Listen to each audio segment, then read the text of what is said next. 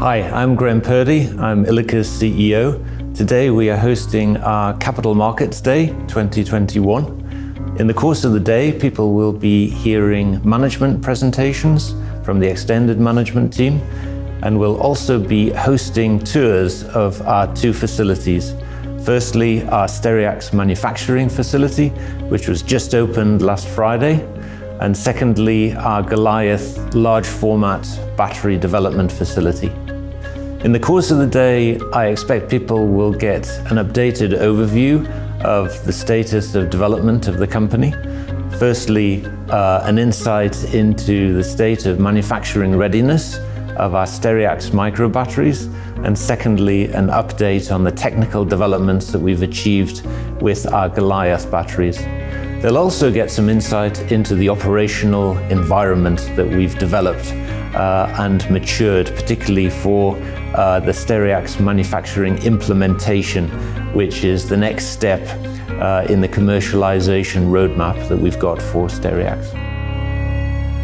A very warm welcome to all of you for attending Ilika's Capital Markets Day this year. We're going to use the opportunity to have a bit of a broader introduction to the Ilika management team. So in the course of the management presentation, you'll get to meet John Tinson, our VP of Sales, who's sitting just close to me here, and Robin Bell, our VP of Product Development, as well as Steve, our FD, who many of you will have met before. So let's crack on with the presentation. So I think most of you know who Steve and myself are, so I'm not going to go into too much detail on those bios. Of course, you can read up on them on our website.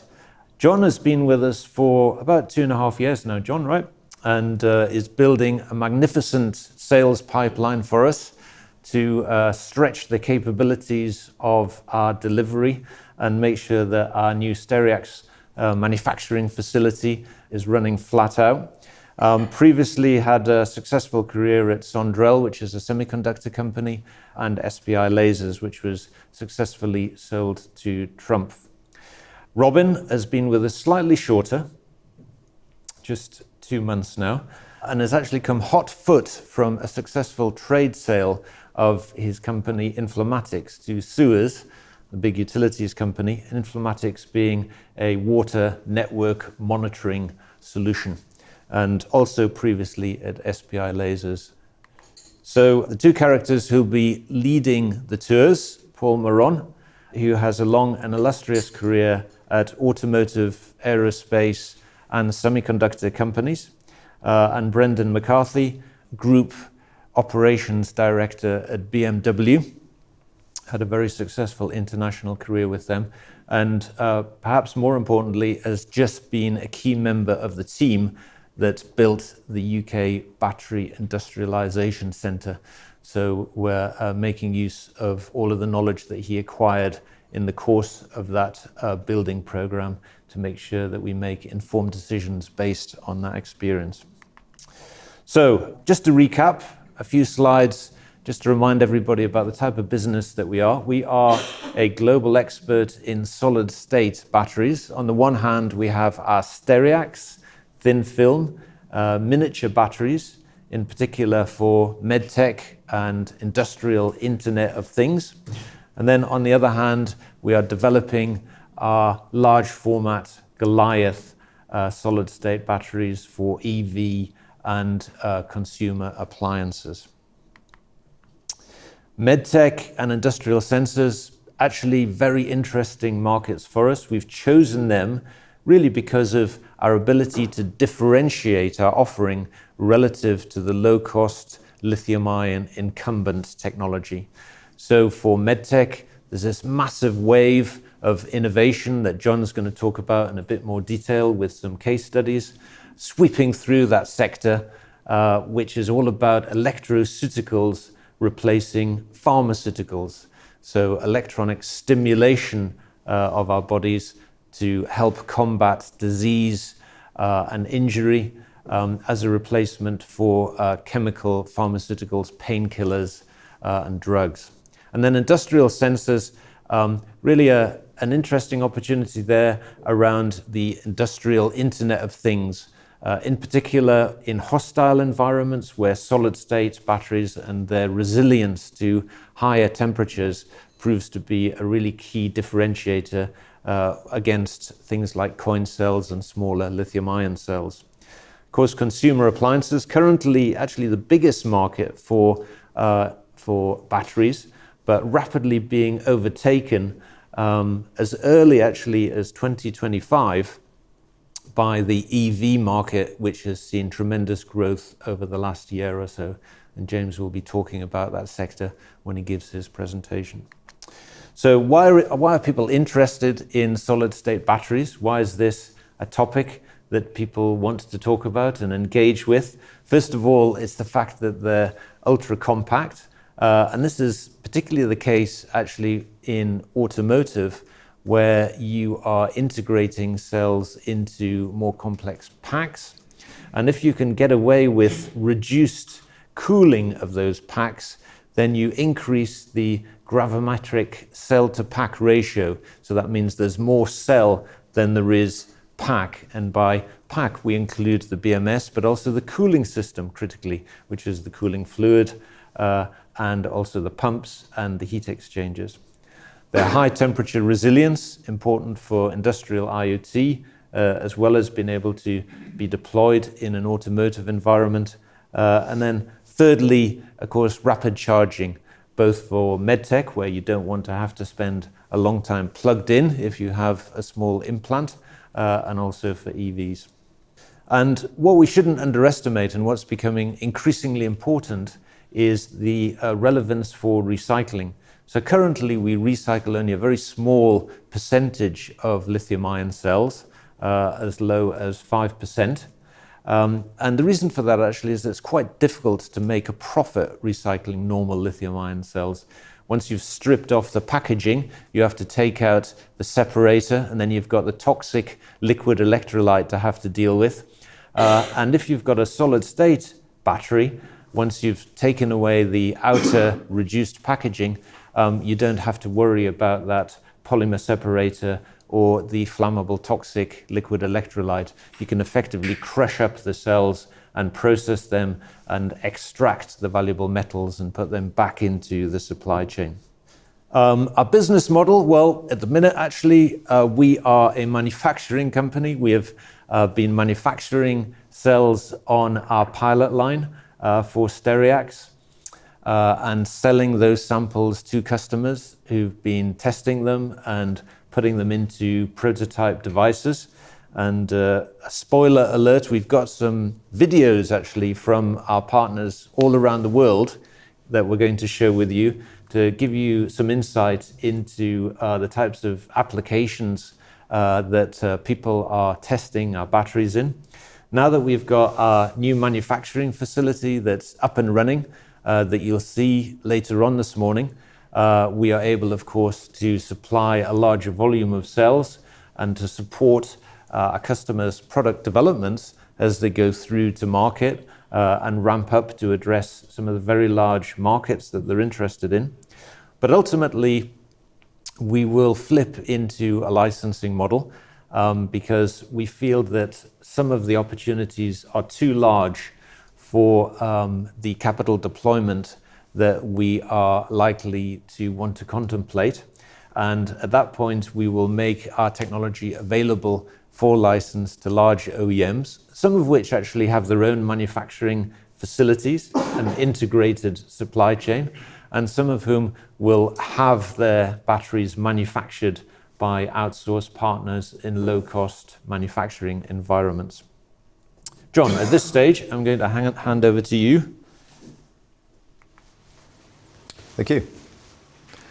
Thanks, Graeme. So, yes, we've got to look at a couple of applications in the medtech sector, and then later on, some applications in the both consumer and automotive sector. So this is smart orthopaedics.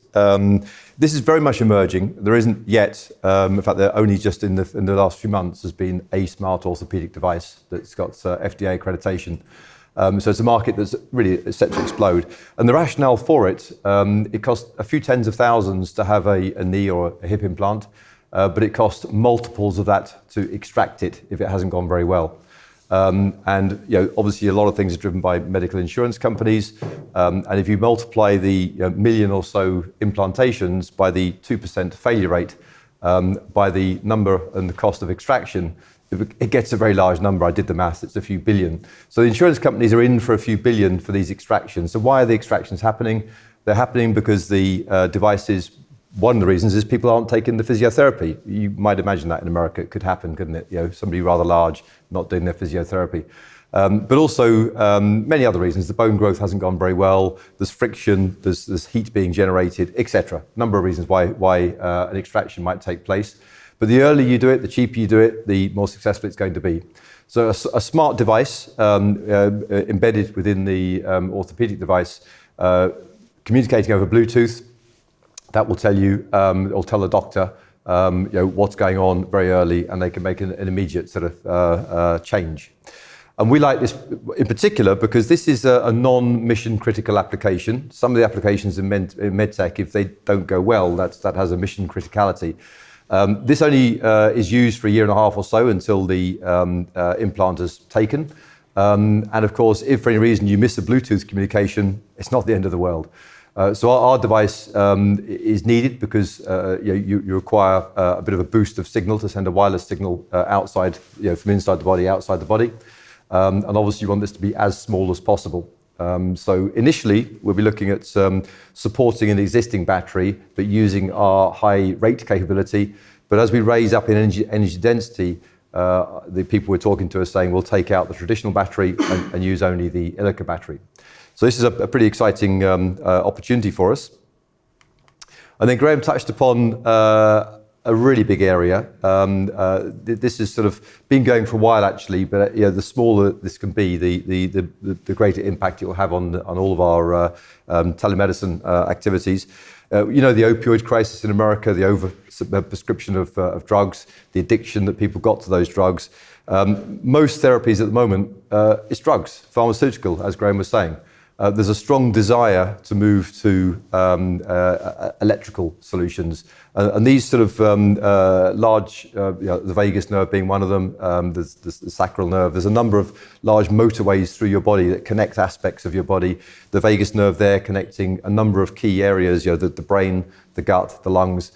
You can treat things by small impulses. People would know a TENS machine, I guess, when maybe they were giving birth or the wife was giving birth years ago, a little pain device that you had, that you pressed the button and it blocked the pain. Well, the same can happen here, but it's not just pain. There are many mood-altering or other aspects that can be treated by tiny stimulations. And the moment, these devices are actually quite large batteries. And these batteries have only got two positions in the body they can go, in the chest cavity or the buttocks, because they're quite large, they're primary batteries.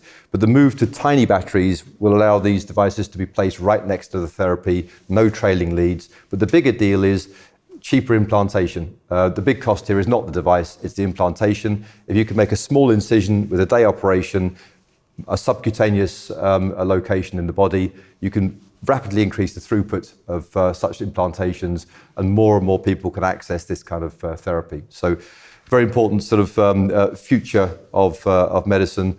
I think you will hear more and more about nerve stimulation in the future.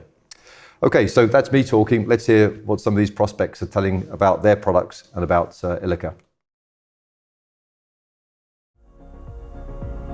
We are a company offering on-demand support and customized development of autonomous energy architectures for active medical devices.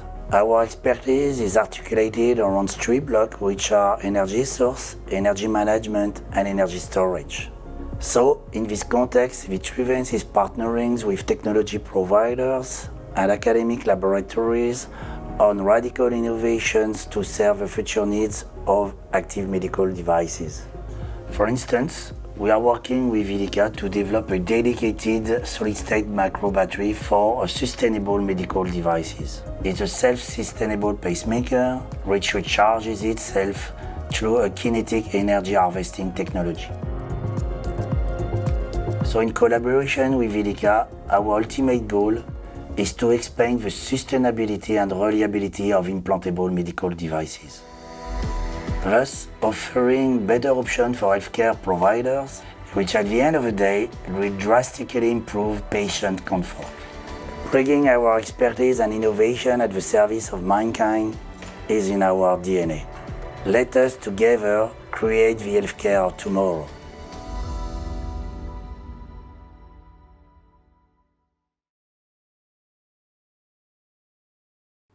Hi everybody, this is Dr. Christian Chakravarti. Currently I'm the founder and CEO of NXT STIM, which is called Next Generation Stimulation Technologies. I'm here today to present on part of the Investor Day for Ilika, who we've been a proud partner with over the course of the last 6 months to a year. The vision for NXT STIM is actually, we base it on 3 pillars, cost, access, and community. And we've seen the neurostimulation market over the course of the last 70 years really expand in terms of both the science and the clinical outcomes. Our vision today and for the next decade and ongoing is to really bring neuromodulation to the global market, to patients in terms of access, and to really get the cost down so that it's affordable to the average layman public that may or may not actually have insurance to be able to use some of the most cutting edge therapies and technology.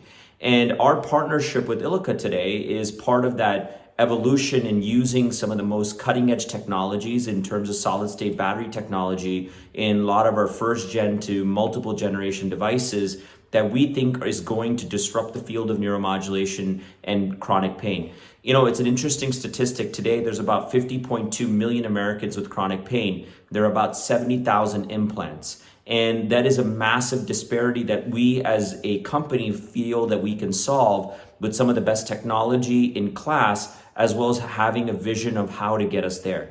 So we hope that this video is a significance to the partnership that we feel is really important with Ilika. And we really see the future of the 2 technologies merging and the community that we're creating around our patients really driving the change that the chronic pain treatment paradigm space and the neuromodulation market really needs to see. Thank you and have a great day.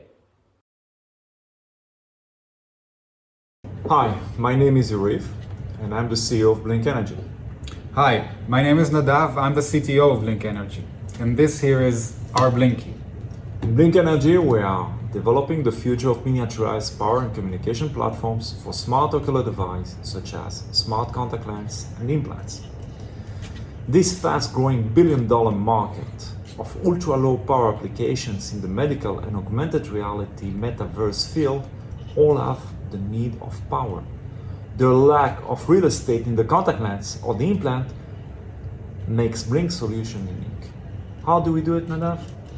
Well, I'm holding here in my hand our ergonomic smart patch called Blinky. When it is placed on the eyelid, such as here on Blinky here, transferring the energy to the contact lens, it allows wireless energy and real-time data transfer to and from the smart device. For example, a smart contact lens. And to top it all, Blinkit communicates with the smartphone, sending data and receiving commands to transfer to the contact lens. Well, our ergonomic patch located on the eyelid enables maximum efficiency and has the smallest form factor in the market today. By transferring the energy, we enable companies to develop the thinnest and most comfortable solutions. For example, with the aid of the Blinkit patch, we enable the use of soft contact lens, where until today only hard contact lens technologies was in mind. We believe that solid-state technology will lead the future of ultra-low power storage.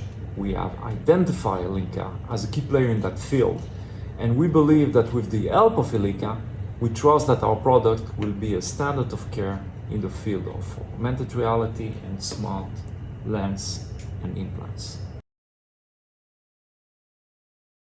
Good afternoon, ladies and gentlemen.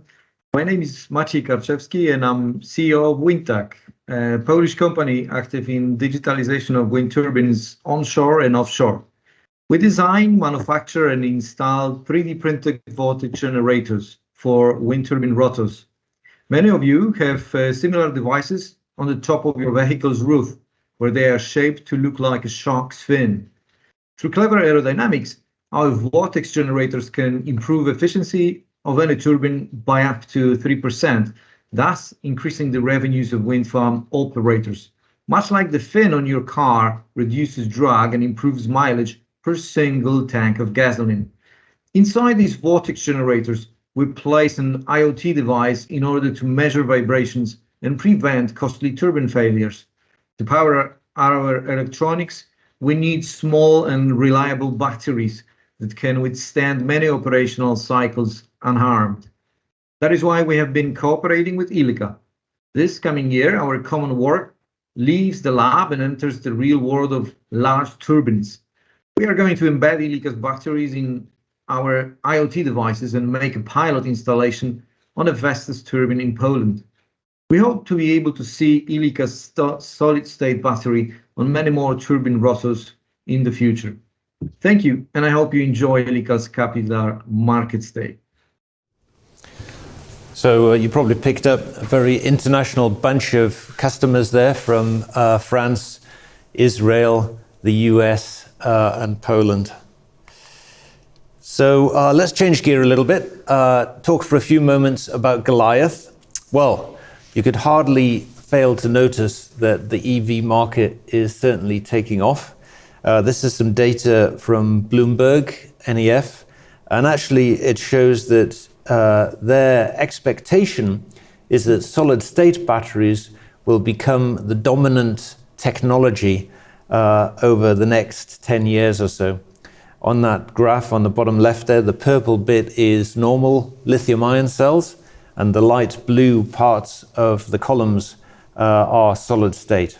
So there's a great expectation in the EV sector that technology will offer some key benefits, which will in turn allow the technology to dominate the market.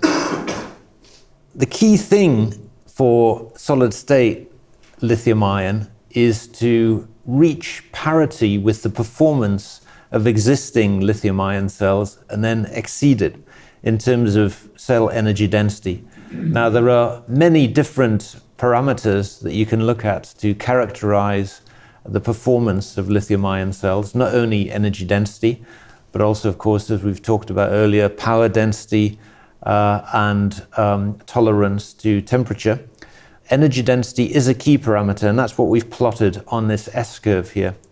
The blue line is actually the top of the S-curve for the incumbent lithium-ion technology. And it doesn't look much like an S, just looks like the top of the S. The rest of that curve stretches back about 30 years to the early 1990s. And what you can see is that there will be an intersection point in the next couple of years, and then Ilika's solid-state Goliath will exceed that performance going forward. I also mentioned gravimetric cell-to-pack ratio previously, and this is one of the key aspects of making sure that actually when you put a pack into a vehicle, that the majority of that pack is taken up by cells and not the framework or the parasitic weight of the rest of the pack surrounding those cells. So John, I'm going to hand back to you to talk a little bit about what is going to be our first early adopter segment for EVs, and then give some insight into non-automotive applications. Thank you. Yeah, this is going to show why I love my job. Obviously, you have to consider cost. When new technology comes to market, it doesn't come to market at the lowest possible cost. A lot of money has been invested. In any case, it probably shouldn't come to market at the lowest possible cost because it's due to deliver good performance. So we're looking for prospects and customers who want performance, will pay for performance.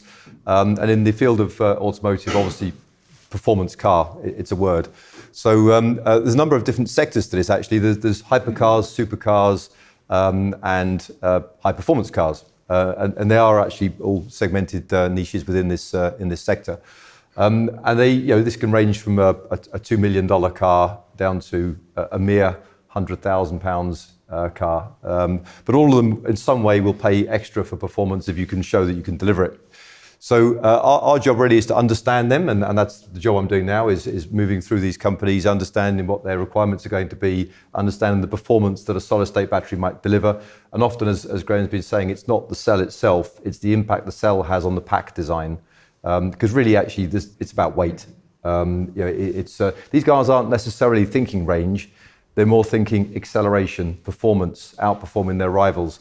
And if you can save them 70 kilograms, you've actually taken a passenger out the back of their car, if one ever fitted it in the first place, and that's going to give you more acceleration. So, list of cars here. There's actually tens or hundreds of cars are typical production runs for supercar, hypercar, and then thousands are runs for performance cars. But actually, in the world that we need to care about, an entry point can easily be made for us in the supercar, hypercar, because the capacities that we're putting in place are very well aligned to the kind of requirements that they have. But then there's a next step into the many thousands of cars, which to do that you'd need gigawatt hour production. And then actually, when you start putting the numbers down for even luxury cars, this is why the world is looking at such incredible amounts of battery capacity production. It soon escalates and escalates. But the key point is the markets are more than big enough for us, and we have a viable point of entry, and we can sell the performance that we're trying to create. And then we have, again, this is why the job is fascinating. I hadn't really much understanding of some of the beauty products market, but I've had to understand it, and my family are quite pleased about that, because now I kind of can buy better Christmas presents. And these things are incredibly expensive. So there's a number of products out there which actually are themselves performance products. They're very high end. You may have seen them costing hundreds of pounds for a pair of straightening tongs. But actually the performance comes from the battery. Electronics is fairly passé. The performance is coming from the battery. They get range anxiety even more so than drivers do. So you're about to go out and the battery's a bit flat, and you can't go out because you're straightening your hair. Anyway, so that's the sort of beauty products market, a very big market, big demands. People will pay for performance, and if the OEM can describe the performance based around the battery, you get a premium. We've seen Dyson doing it. And then there's a sort of a point of entry as well. These are sort of portable battery packs used throughout industry, actually, where people just need some power. These guys in that sector are saying, it's not really about performance. I don't care. You can be the same performance as everything else. Just give me something that's safe. And of course, that is one of the attributes we have, is something that's safe. So there's a point of entry there. So this sector as a whole is so many sectors. It's hundreds and hundreds and hundreds of sectors, and each has their own needs. So the important thing for us is to understand, will they value what we've got? Can we make it in the sufficient volume? Can we meet the price point? And there's examples there. So what we're looking at here is an 18650 cell is a very well recognized item. That's the circular item that you see there. We've decided to shape something which is two of them side by side, which occurs very regularly throughout industry as two batteries side by side. We've all seen that. But actually we've made ours half as thick. So you could, if you wanted to, stack two on top of each other, or you could change the form factor of your product. And that's our sort of what I take to people and say, if we made this, would you be interested? And the answer is typically yes. Okay. Over to Robin, who's going to make them. Indeed. Thank you very much, John, and good morning, everyone. So to achieve those aims of commercializing our products, getting them into customers' hands, we need to make progress, and over the last year there has been some very significant progress achieved.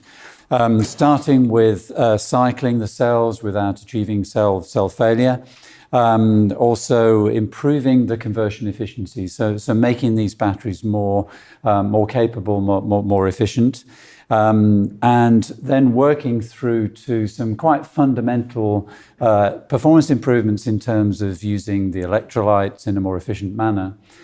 Leading to, if you look on the bottom graph there, the only thing really to look at is the arrow, where we show some performance in terms of efficiency, moving dramatically across to the right. So a few step changes in performance, which is leading us towards, actually on the right there you see process repeatability. So there are a number of tens of devices that we're now producing in batches, which show that we have quite tight performance variability, which is what we need for the applications we're talking about. So some significant advances there.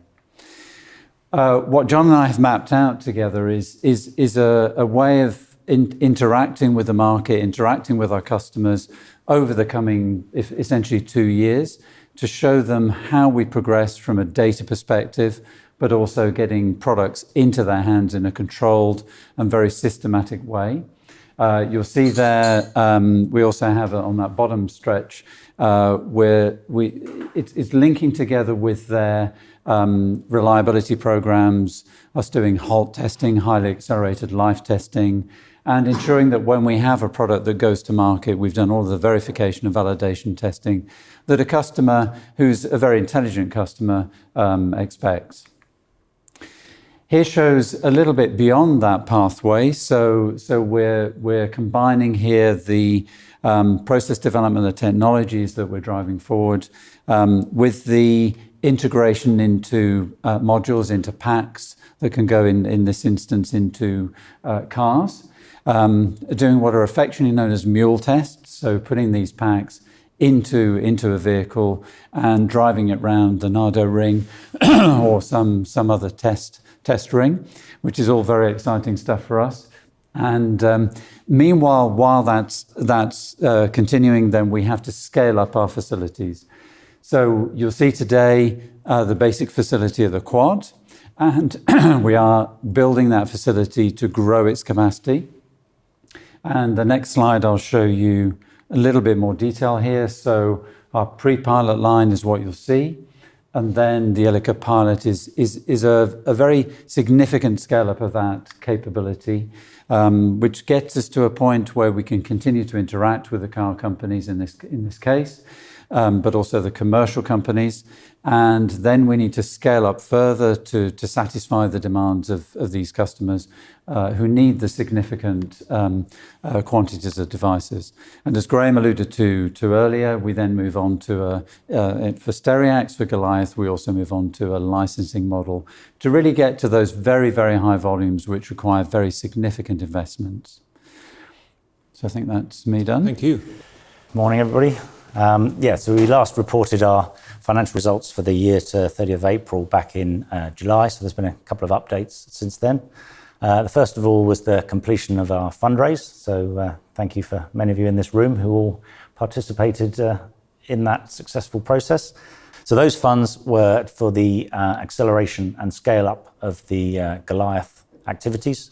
So you'll see some of the team later on this morning, and you'll identify the premises in which we're going to invest significantly to make that big scale up. The other significant development has been our joining of the OTCQX best market.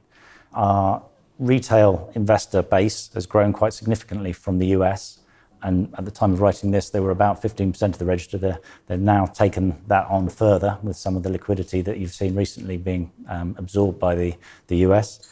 So what we've done here is taking it away from the pink sheets, which are sort of the relatively unregulated trading markets in the US, taking control of that listing, which means it becomes more widely available in the US, so you can get it on all the share trading platforms. It also means it's listed in US dollars, it's tradable in US opening times, and it's just made it a lot more easy for those people who've been contacting us regularly trying to say, how do we get hold of your shares? Is this pink sheet product the same as you? And this has enabled us to do that. So we've made ourselves more marketable in the US. Thank you. Well, that just about wraps up our presentation. So hopefully you've taken away some of the key messages which indicate that we are strongly positioned for commercial scale-up of Stereax now with our new manufacturing facility. We're maturing the Goliath technology that we've got through a series of development milestones with key partners, and they allow us to pursue some key revenue generating opportunities. That brings us on to a Q&A session. Are there any burning questions that anybody would like to ask? Question on competition for the Goliath side. Yeah.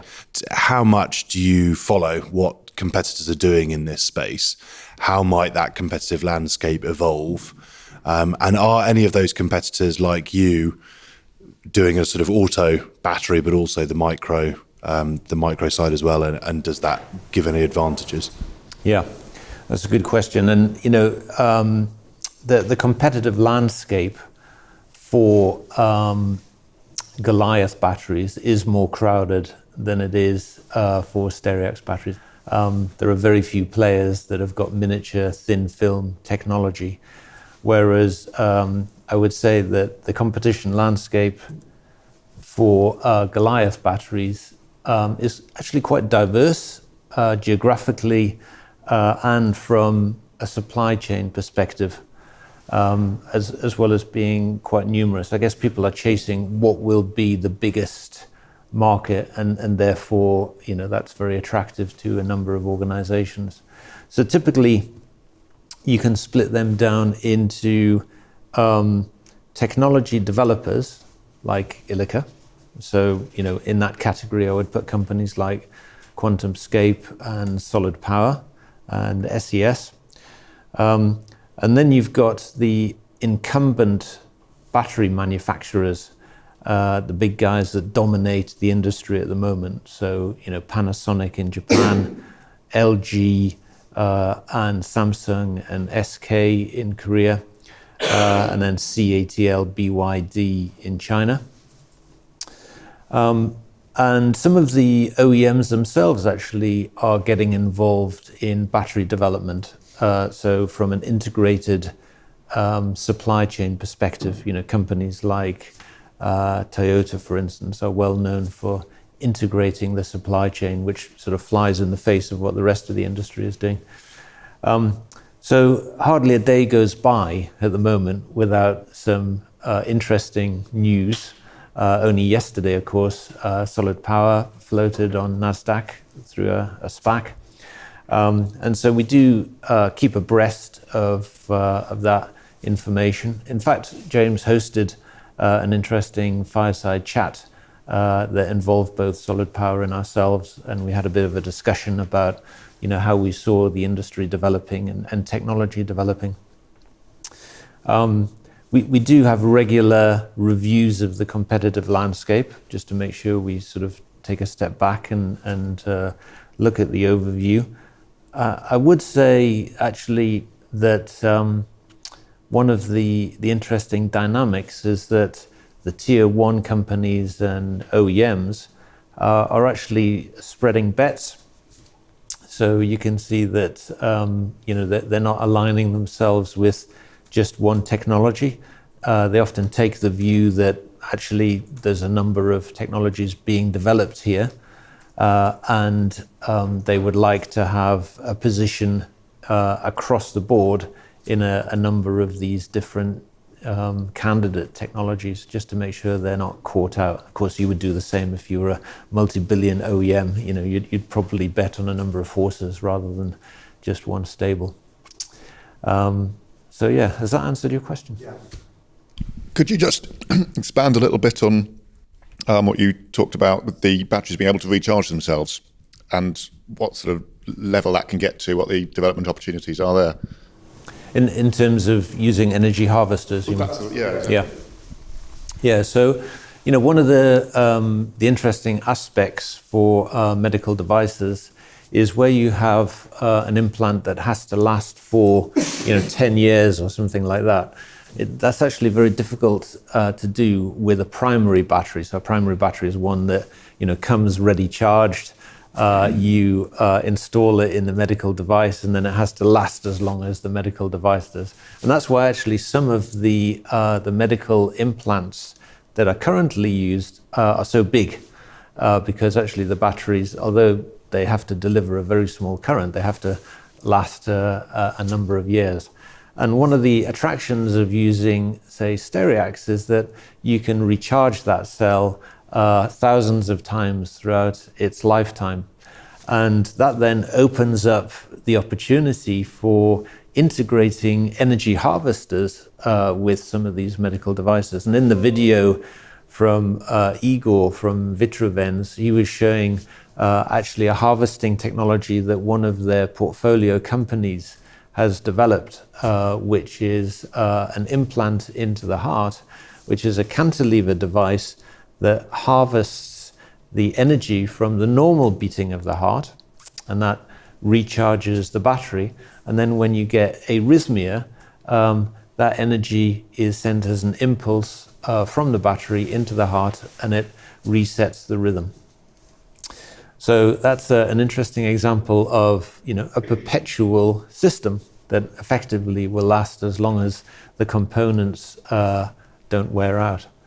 For a lot of medical device implants, you would use inductive charging. So that's the same concept that you use for recharging your mobile phone, where you get one of those pads that you put your phone on and it recharges the battery. So if you had an implant, say, in your arm or on your neck, you could wear a collar for a short period of time, and that's why the power density or the rate of charge that the battery will accept is important, because you don't want to wander around with a collar on your arm for too long. But if you're probably quite happy to wear that for 20 or 30 minutes a day, and that then recharges the battery, and so the device has then enough power in order to, say, stimulate the nerve that it's attached to for the following day. Can you talk a little bit perhaps about staffing and how much you're expanding your headcount and how easy it is to get the right quality people these days, and is it costing more and more? Yeah, no, that's a really good question. And Ilika has grown to a company that employs about 70 people, Steve. Yep. And a lot of these people have got very specific technical knowledge to staff the programs that Robin is running. I'd say we're actually employing a different type of person increasingly.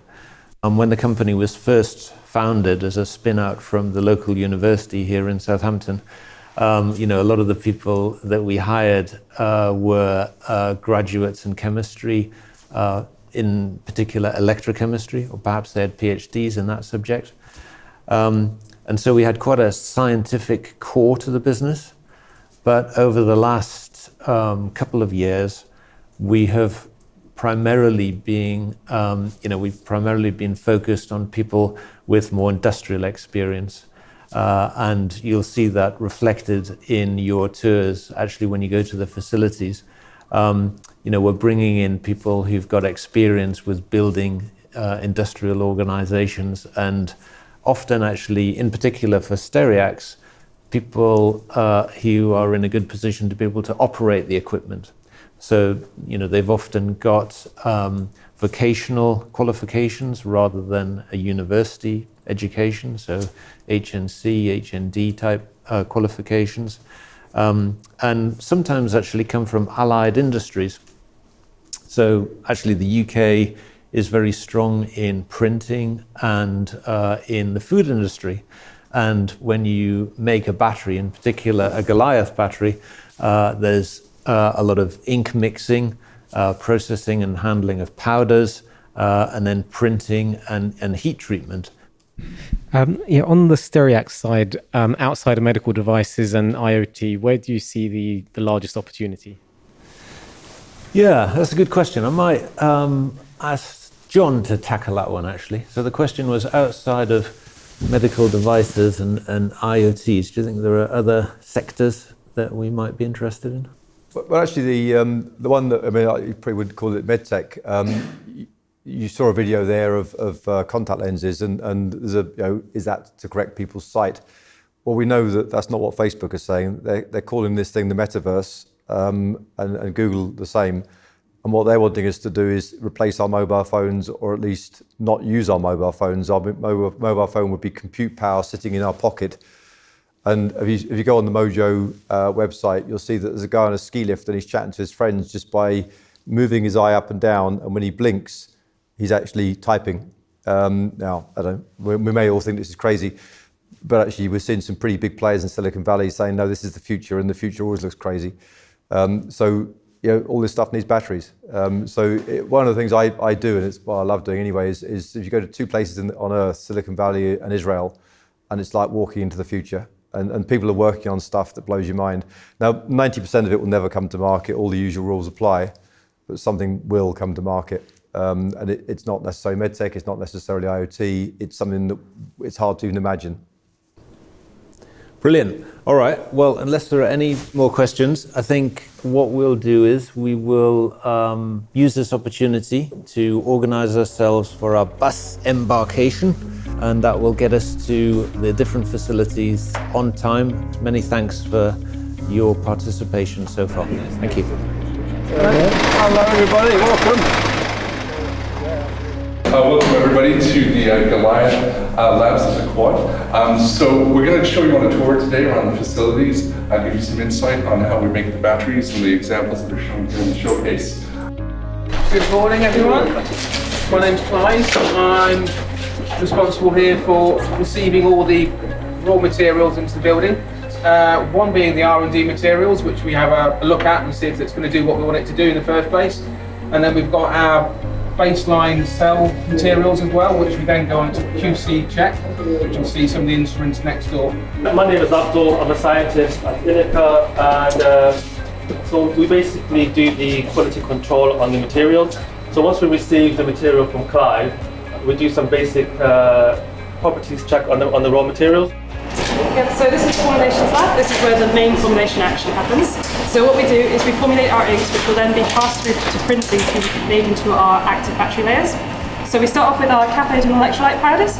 These are all moisture and air sensitive, so we work with them in the glove box. This just helps preserve their integrity. Then once we've got those, we add a polymer binder solvent system, and that's what turns it into an ink. And what we do is we mix them in pinky mixers, which is just behind you there. And then we then pass them through the triple roll mill. These are just a mixing process that helps make sure that our inks are nice and homogeneous. Good afternoon everyone, my name's Keith, so this is our dry environment that you're currently in here. We won't be going into either of the labs themselves today just so that we can maintain the stability of the atmosphere that's inside of them. As you've seen, all of our stuff is formulated into inks and it's passed through to the south in the lab. We will then use the screen printer and a number of different screens to build up our layers onto the substrate themselves. So as you see on the video here, this is just an example of how we actually deposit the layers on each one. As you can see from the picture up the top, you can actually see the different layers of the cell. What we do is we add electronic contacts. Once they're added, we actually put them into a pouch, which is then sealed. This protects it from the atmosphere.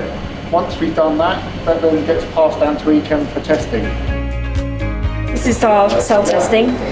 So here is where we test our batteries' performance, and we do that inside the thermostatic chambers that you can see behind me. So these chambers are used to keep the temperature of the cells constant, and also to allow us to evaluate their performance at high and at low temperatures. So the screen we've got here shows the typical data set for one of our batteries on test.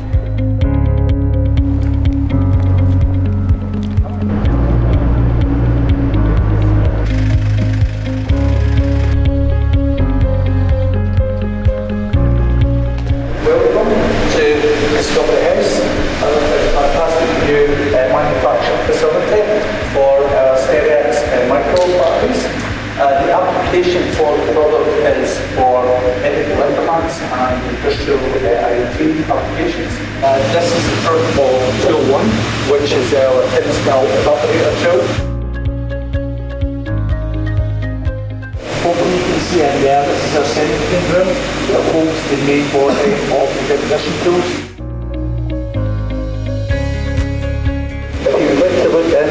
Here is actually showing up a pattern flavor.